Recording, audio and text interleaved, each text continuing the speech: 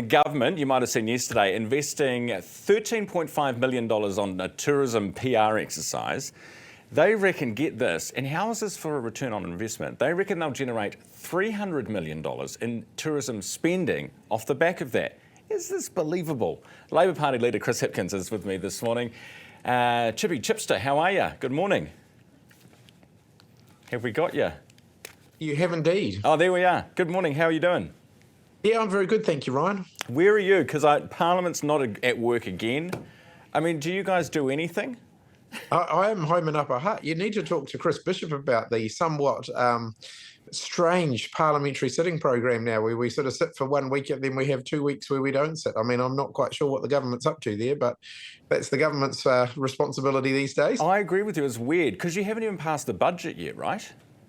No, I mean, the budget does take a while because it has to go off to select committees. And one of the things that is happening this week is the select committees will all be meeting with the ministers, where they go through the budget sort of line by line and they get to question them on what's in the budget. So there is still valuable work that's happening at the moment, even if and MPs, a lot of MPs are still at Parliament this week, but Parliament itself is not sitting. I reckon we tie you to your desks and force you to do 12-hour days, at least 5 days a week, and then I reckon half of the nonsense that goes on there would just stop.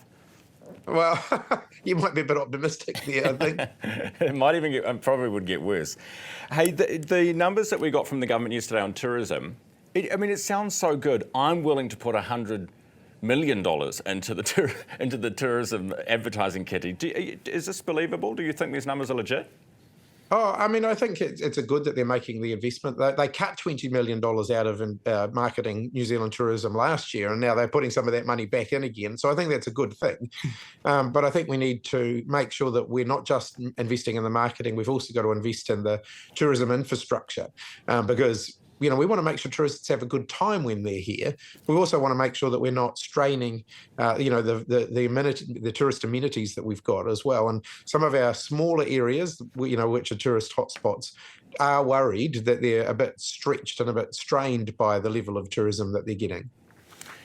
When it comes to the international issues I was going to ask you about this morning, Greta Thunberg, who is apparently on her way to Israel or has just arrived in Israel. We're having an update on that shortly.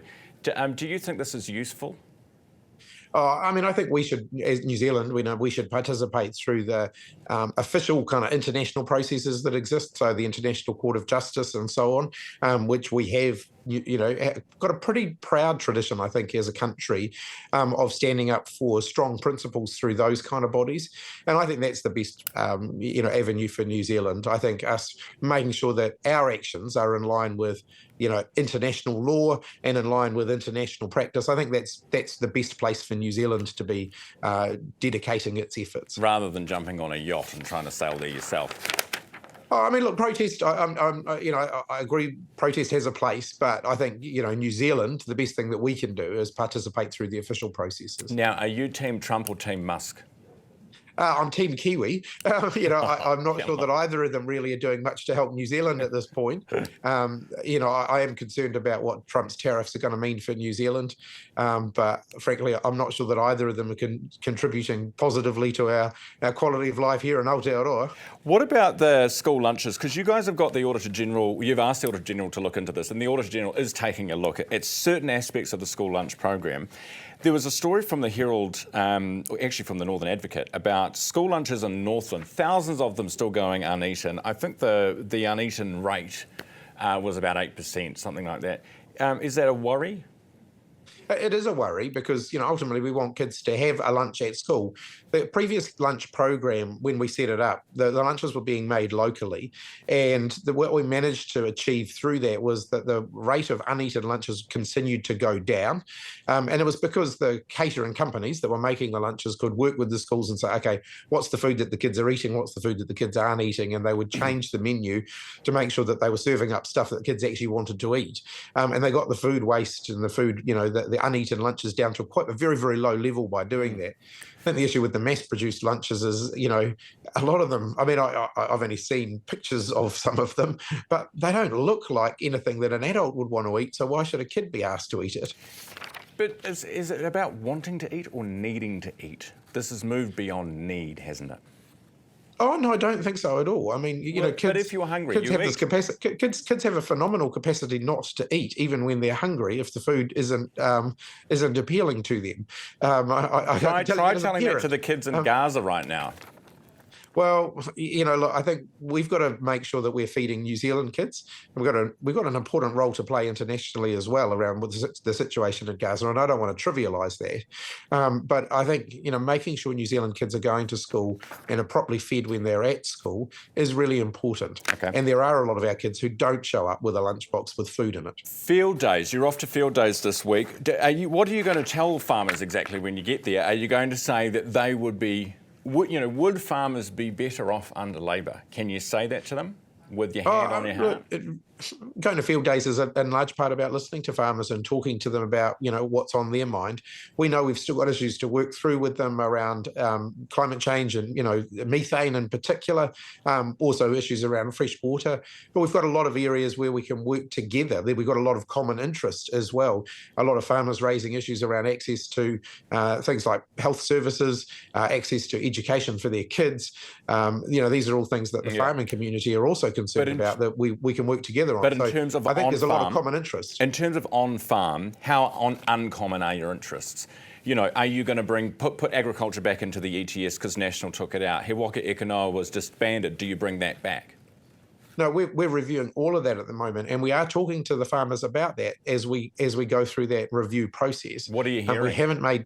We haven't made decisions on that yet, and we're actively talking to them about it. Okay. But there are a whole lot of areas on farm where we've got common interest. So if you're looking at things like energy, farming is an energy-intensive activity. The potential for them to access more support for things like solar panels, for example, which can reduce their costs. Those are things where we're already having really constructive conversations. But with farmers you're about open. that. The question of putting agriculture back into the ETS, you are genuinely open and listening on that issue. Absolutely. We have not made any decisions on that yet. And we are really actively talking to them. And we're looking at the science as well. Was it not a principled farmers, we're talking to the experts who are doing the research in this area too. When you made that announcement, it was a very principled stance about why it was being done and the rationale for it. Do you not have that same principle now? Yes, we do, but it doesn't mean that we're going to try and achieve that principle through exactly the same mechanism. And, we are going to have to make sure that what we're doing around methane is sustainable here in New Zealand. We need to make sure that we're reducing our carbon emissions. Those are conversations we continue to have. Right, and that means reducing stock numbers. We're not committed to a particular way of doing that at this point. Right, okay. So either they'll get put in the ETS or there'll be a limit on stock numbers, or a reduction in stock numbers will be the result of a policy. Well, not necessarily, because there's also a whole lot of technological solutions as well. So there's some fantastic science happening in New Zealand, funded by the last Labor government, actually, about how we can farm more sustainably, how we can reduce our methane emissions through more sustainable farming practice. And, we're pretty excited where some of the science of that is going at the moment. So lots of conversations still to be had there. All right. Very good to have you on the program every week as we do. Is this your home office behind you? It looks quite, I have to say, it looks quite nice. It's just a dining room, actually, right here. Yeah, oh. And that's a huia. You can see that it's entrepreneur who put that together, who we hear a bit from, does a lot of fantastic work with at-risk kids. Very cool. You've done a great job at smashing that together. It looks like a great background. Almost fake. Labor leader Chris Hipkins, thanks for your time this morning.